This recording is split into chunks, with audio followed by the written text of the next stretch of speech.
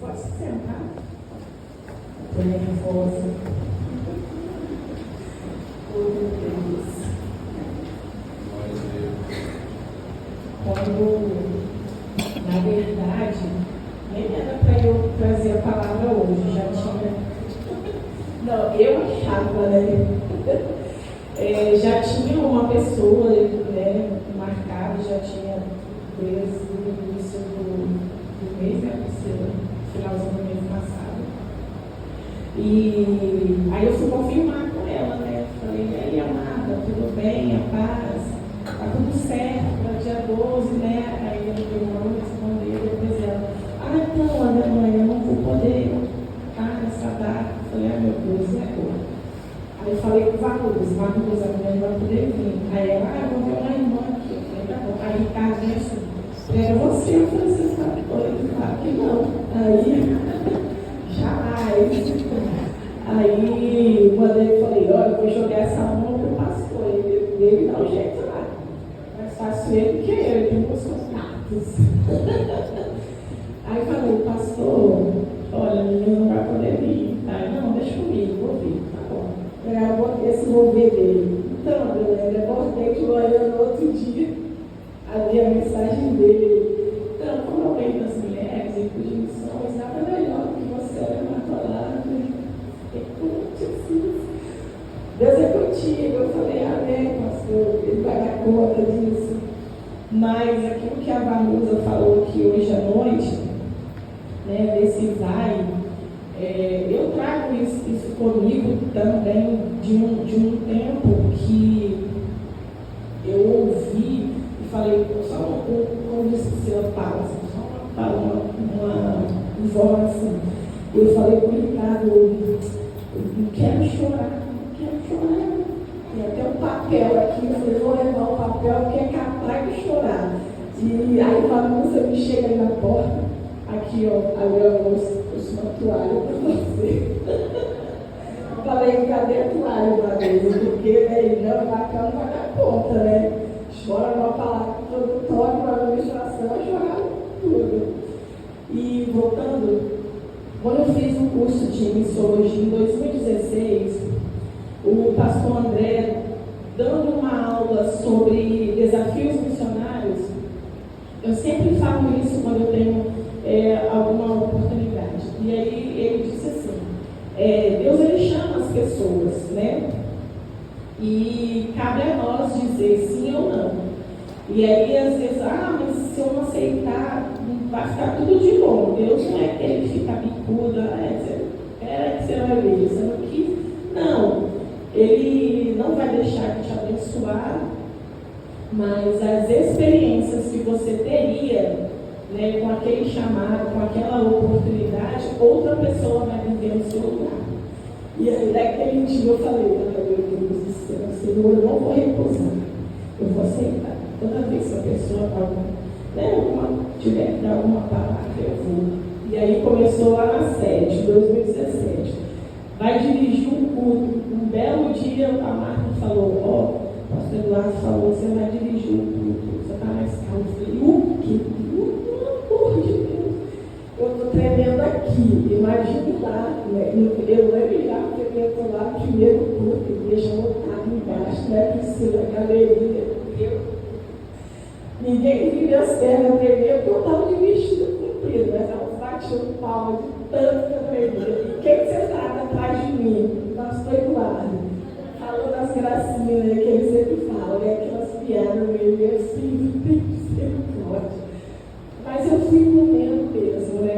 E hoje não é diferente. Eu estou com medo, com muito temor, e tremor matou aqui. Eu falei, Senhor, está nas suas mãos.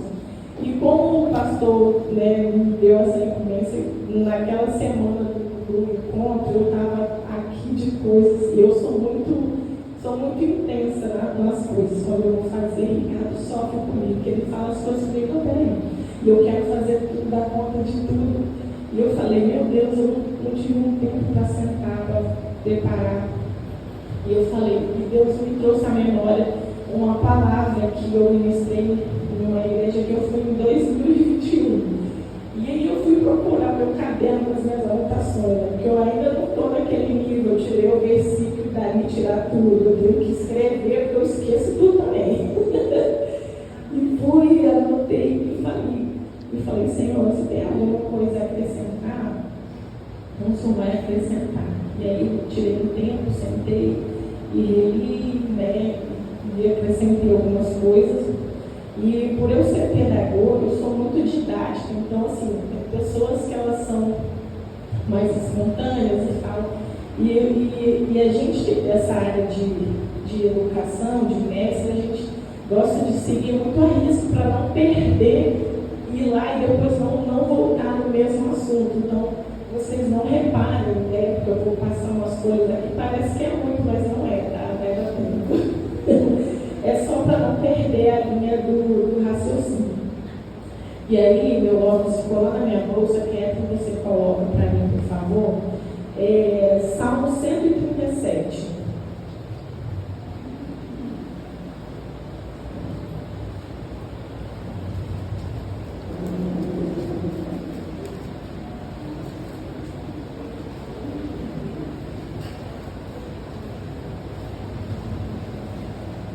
Que diz assim: junto aos rios da Babilônia nos assentamos e choramos, lembrando-nos de Sião. Nos salgueiros que há no meio dela penduramos as nossas harpas. Porquanto aqueles que nos levaram cativos nos pediam uma canção, e que nos destruíram, que os alegrassem, dizendo: cantai-nos um dos cânticos de Sião. Mas como entoaremos o cântico do Senhor em terra estranha? Se eu me esquecer de ti, ó Jerusalém, esqueça-se a minha destra da sua destreza. Apague-se minha língua ao paladar, se me não lembrar de ti, se não preferir Jerusalém a minha maior alegria. Lembra-te, Senhor, dos filhos de Edom e nu de Jerusalém, porque diziam: arrasai-a, arrasai-a até os seus alicerces. A filha de Babilônia, que vai ser assolada. Feliz aquele que te retribuir, consoante que nos fizeste a nós. Feliz aquele que pegar os teus filhos e der com eles nas pedras.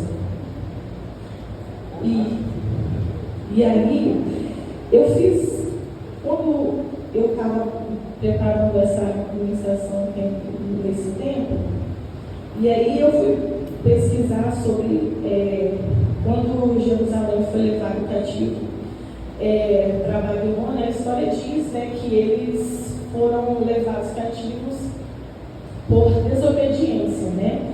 E isso por 2 vezes. Eles deixaram de seguir as leis do Senhor, eles desobedeceram a Deus. Então, Deus trouxe, Babilônia, eu posso dizer assim, que Babilônia não tinha nada no pensamento dela de atacar Jerusalém, mas o próprio Deus que levou Nabucodonosor a trazer Babilônia, né, entregou Jerusalém nas mãos da Babilônia, e eles foram levados cativos. E por conta da desobediência do povo de Jerusalém, né, eles foram levados cativos. E às vezes nós somos levados cativos em situações das nossas vidas por conta da nossa desobediência. E aí Deus usa situações para que nós paramos para refletir diante daquilo. Mas, de contrapartida, é claro que também nós somos, às vezes, cativos em alguma área da nossa vida, não por nossa causa. Eu acredito que pessoas, né, que situações levam a gente cativos em algumas áreas da nossa vida. E coisas, uma frase que o pastor Eduardo falou uma vez lá na sede, que ele fala bem assim, que coisas ruins também acontecem com pessoas boas. Porque às vezes a gente fala: meu Deus, eu faço tudo certo, por que isso aconteceu comigo? Eu sou tão boa, né? Mas diante de tudo isso, não é porque a gente é culpado, mas também eu aprendi que Deus tira situações boas nas situações difíceis. Ele também nos ensina. E também tudo há um propósito. As circunstâncias, elas servem para nos amadurecer e trazer para a nossa vida um quebrantamento, uma humildade e dependência de Deus. Eu falo isso com propriedade, porque eu tive que aprender a depender de Deus, botar o orgulho de lado e aprender a depender de Deus. E no versículo 1 ao 4, ele fala que o povo sofre por estarem onde eles não queriam estar. Eles, porque estavam cativos, perderam a sua liberdade e tinham saudade de Jerusalém, né, porque perderam famílias, deixaram famílias, né, uns foram, outros ficaram. E eles estão numa situação difíceis, impotentes, e numa terra que não é deles, num lugar que não pertence a eles. E a gente também às vezes se encontra em lugares que a gente não gostaria de estar. Eu já estive em lugares que eu não gostaria de estar. E aí a gente pergunta, meu Deus, o que eu estou fazendo aqui? O que eu vim fazer aqui? Às vezes o próprio Deus te leva para lugares, para situações, porque Ele quer te ensinar certas coisas. O meu exemplo, eu morava, né, na casa dos meus pais, em um prédio. Em determinados momentos eu falava, meu Deus, o que eu estou fazendo aqui? Se eu tivesse dinheiro, se eu tivesse condições, eu ia arrumar como dizer o pai, um cutilete. Eu arrumava um cutilete. Eu ia para lá com os meus filhos, porque era tanta pressão, sabe por quê? Eu morava na casa dos meus pais, não era na casa deles. Mas às vezes a minha mãe emprestava a boca dela para os satanás, descia lá em casa, e aí abriu uma porta, não sei o quê. E eu falava, Senhor, eu tenho que honrar a minha mãe, meu Deus, eu não posso falar nada. E ela falava, minha mãe fala rápido demais. E ela falava, virava as costas, saía e me deixava lá. A Golias estava lá, Davi também. Eu falei, deixa pra lá. E quantas vezes eu falei, Senhor, o que eu vou fazer aqui? Me arruma um lugar para poder ir embora daqui, eu aguento mais essa situação. Outras foi no trabalho, né? Eu estava no trabalho, na prefeitura, perdi um emprego em 2016, tive que ir para uma escola particular. Meu Deus, quando me falaram o salário, eu falei, Senhor, é sério isso? Mas eu não tinha opção, eu tinha que aceitar aquele emprego, porque ou eu ganhava aquilo que eles estavam me oferecendo, ou não ganhava nada, né? Então, como diz o ditado, melhor passo na mão do que 2 voando. Fui para lá. E nesse lugar eu fiquei por 6 anos até o ano passado. E lá Deus ele me ensinou muitas coisas e eu aprendi muitas coisas naquele lugar. A minha história serviu de experiência para outras pessoas, porque eu como professora no famoso plantão pedagógico, que os pais aqui sabem, né, que vai lá conversar com o professor, né? Aí o professor senta lá com o pai para falar sobre o aluno. Aí começa a conversar, e a turma era pequena, de 2, 3 anos. Aí a mãe começava a chorar. Porque meu marido foi embora, eu não sei o que fazer, não sei o que. Aí eu falava, entendendo. A gente tem que ser inteligente diante dos propósitos de Deus, aonde a gente se encontra, os nossos pés se encontram. Então, tudo ao redor do povo estava cheio de tensão e dor. E aí eles só sabiam o quê? Lamentar e chorar. E aí o povo fala, canta pra gente aí, vocês não cantavam lá na sua cidade? Eles penduraram, né, as suas harpas e ficavam lá chorando, se lamentando, e o povo ainda. Eu acredito que falavam assim, vocês não cantavam lá? Canta aí pra gente aquelas canções lindas lá que vocês cantavam, com a vontade ou não. Porque o povo, né, bravo, resistente. E aí eu até coloquei aqui assim, e quem disse que eu preciso de cantar só quando está tudo bem? Eu tenho que cantar quando está tudo ruim. Eu cantava chorando. Nossa, se você ver a minha playlist do meu celular, um dia desse eu estava olhando, eu falei, meu Deus, era toda uma coisa. Era tudo música de todo mundo fala sofrência, né? Era tudo de Deus da vitória, Deus cabelos, Dona Catarina da vitória, porque eu precisava ouvir essas canções e entoar essas canções que me davam ânimo, que me davam força para eu dar mais um passo, senão eu ficava ali, assim, igual o povo da Babilônia, sentada e chorando. Eu chorava, mas eu chorava cantando. E tem pessoas que não reagem diante da dor. Eles só se lamentam. Ah, mas poxa vida, se Deus estivesse olhando para mim, essas coisas não estavam acontecendo. E quem diz que Ele não está olhando? Ele está olhando para você e para mim, falando, minha filha, vai, eu estou te esperando. Porque quando Ele disse para Pedro, Pedro falou, se é tu mesmo, que eu vá até aí. Ele disse o quê? Vem, porque ele já estava lá. Ele não disse para você, se você quiser ir, você vai. Ele disse, vem. Então, quando Jesus fala vem, ou a gente fala vem para alguém, porque a gente está o quê? Esperando essa pessoa chegar, né? Igual a gente teve um chá aqui ontem, eu falei, vem meninas, eu estou esperando. Então, eu não falo vem na minha casa e vou sair para o supermercado. Quando chegar lá, não vai ter ninguém. Quando eu falo vem, é porque eu estou esperando. E Jesus fez isso, faz isso com a gente. E essas pessoas que eu vou falar porque eu tinha medo de me tornar essa pessoa. Nossas pessoas reclamam que quando chega perto de você fala, e aí, como é que estão as coisas? Ai, menina, meu Deus do céu, nada muda. E toda vez é a mesma coisa. Aí às vezes quando a pessoa vem e fala, não vou nem perguntar, só fala assim, ei irmão, tá Senhor, a bênção, né? Seja óbvio, porque vai ouvir a mesma história de novo.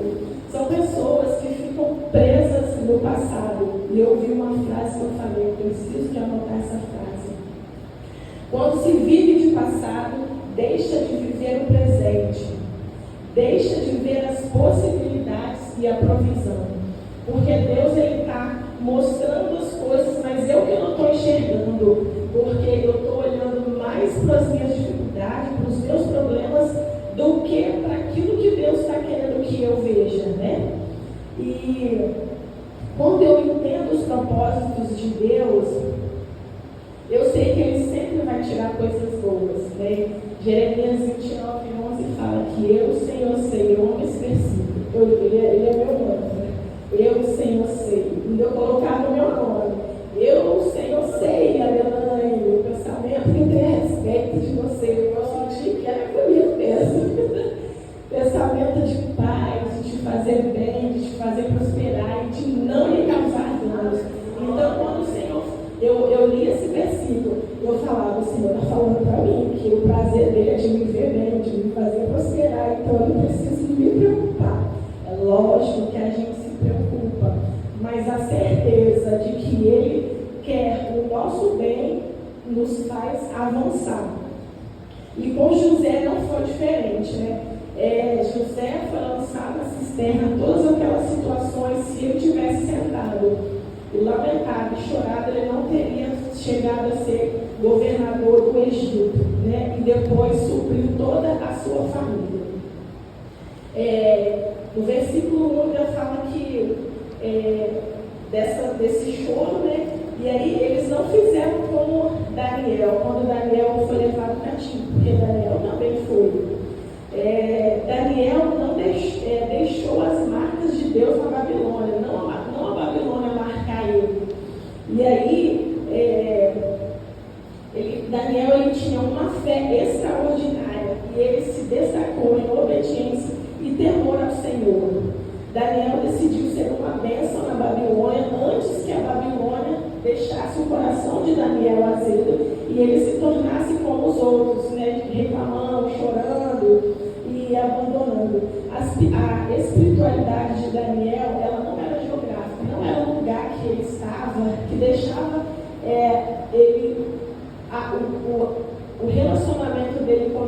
maior ou menor.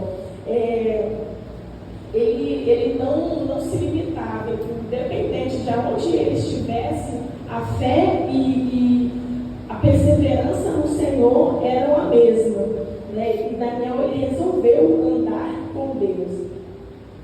E o povo, por sua vez, ele estava amargurado, chorando, reclamando, e queria até que o povo, que Deus dissipasse o povo, que a vingancinha, vocês vão ver, vai ser igual vocês fizeram com a gente. Eles viveram a crise e negaram a fé, e renunciaram ao testemunho. Daniel tem um testemunho, né, para contar. E eles não entenderam, não viveram o propósito deles longe de casa. Ficam revoltados, e quando eles olham para o amanhã, eles desejam que os babilônios tenham a mesma situação que a deles. Nossa, quantas vezes eu já fiz isso? Quem conhece a minha história, né, e aí nossa Deus do céu, quantas vezes eu queria que Deus fizesse a minha justiça, né, em relação à minha história do meu passado.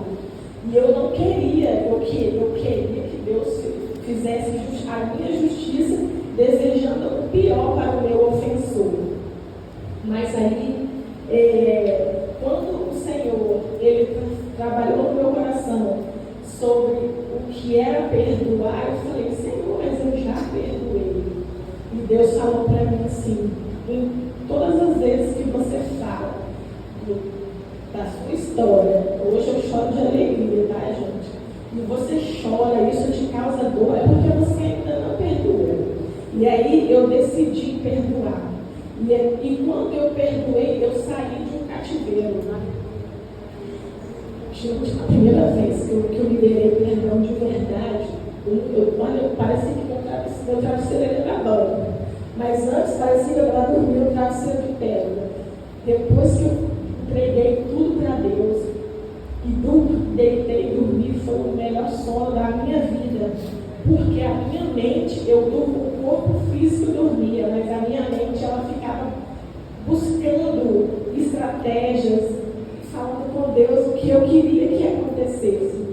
E aí eu entendi que perdoar é para os inteligentes. E eu sou extremamente inteligente. Vocês são inteligentes? Eu sou inteligente. Por quê? Olha só o que diz Marcos 11:26. Que se eu não perdoar, o meu Pai que está no céu não me perdoa. E aí? Então eu sou inteligente e falei, vou perdoar logo, porque eu sei que eu vou ter que pedir perdão para ele. Ele vai falar, não posso não, você vai ter que ir lá, seu ofensor lá e liberar. Então eu já perdoei logo, e a partir daí isso fica mais fácil. A gente deixa de ser egoísta e começa a viver a plenitude do Senhor na nossa vida. E aí, voltando para o povo, pensa num povo ingrato. Babilônia, apesar de ser um cativeiro, era uma cidade próspera, que tinha muitos recursos. E tinha sombras. O versículo fala que eles descansavam, né, botaram as harpas no salgueiro, sentaram e choraram. O salgueiro de Priscila estava ali. Eu vi um salgueiro na internet, é uma árvore enorme que faz assim, bom guarda-chuva. Então pensa que eles estavam sentados no sol, chorando não, deserto não, estavam sentados debaixo de uma sombra chorando. Pensa bem, eu sento numa sombra, obrigado, Senhor, por esse ventinho gostoso, porque ficar no sol. E eles estavam reclamando, não poderia ser pior se eles estivessem sentados debaixo de um sol, com as árvores no chão, aquele calor, não tem água, não tem nada. E eles tinham toda essa provisão. Estavam cativos, mas tinha a provisão. E diante disso, eles não viam a bondade de Deus sobre a vida deles. E tudo que acontece na nossa vida, Deus ele quer nos ensinar algo, como eu já disse aqui. E eu aprendi, e depois que eu conheci Ricardo, eu sempre falo com ele, diante de situações na nossa vida, eu falo para ele, a gente tem que perguntar, o que o Senhor quer me ensinar? Antes de eu reclamar e sair falando pelos cotovelos, eu falo, Senhor, o que o Senhor quer ensinar diante dessa circunstância? E aí a gente olha ao nosso redor, a gente, se for necessário, a gente muda a nossa oração, porque às vezes a gente igual aqueles filhos pidão, né? A gente que é mãe e pai, o filho fica lá, mãe, você deixa, você me dá, tá? Bom. E depois acontece coisas que não deveriam, porque de tanto que eles perturbam a mente da gente, e Deus não é diferente, a gente fica, Senhor, ai meu Deus, eu quero, tá bom, eu vou te dar, depois você não vai reclamar comigo não. Aí na hora que a gente vai lá, Senhor, por que isso aconteceu? Ele fala, pelo amor de Deus, mãe, você não me pediu isso, criatura, por que agora você está reclamando? Agora você, principalmente quando é marido, agora você fica isso aí, eu te dei, você me pediu isso aí. Agora você que lute, né? Ai, meu Deus. Então a gente tem que parar de reclamar e perguntar para o Senhor o que Ele quer nos ensinar. E Deus, Ele nos convida a cantar, pensa bem, cantar na agenda do caos. Está tudo bagunçado, canta chorando, mas canta. Atos 16, 25 fala que Paulo e Silas, mesmo surrados na prisão, eles faziam o quê? Cantavam. Eles cantavam, sem mágoas no coração. Por quê? Porque eles sabiam o Deus que estava lá com eles. Porque eles sabiam que a hora que Deus quisesse, as coisas iam acontecer. E se não acontecesse, estava tudo certo. E aí, o tempo do cativeiro tinha um tempo. 70 anos. Vocês não vão esperar 70 anos, não, porque não vai dar tempo. Não vai dar.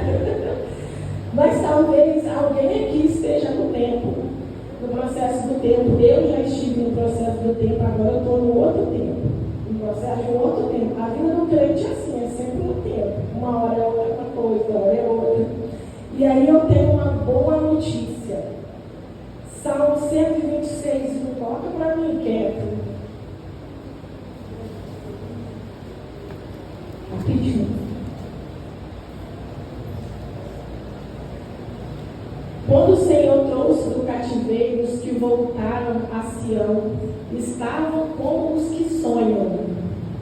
Então a nossa boca se encheu de riso e a nossa língua de cânticos, então se diziam entre as nações: grandes coisas fez o Senhor a este. Só aí.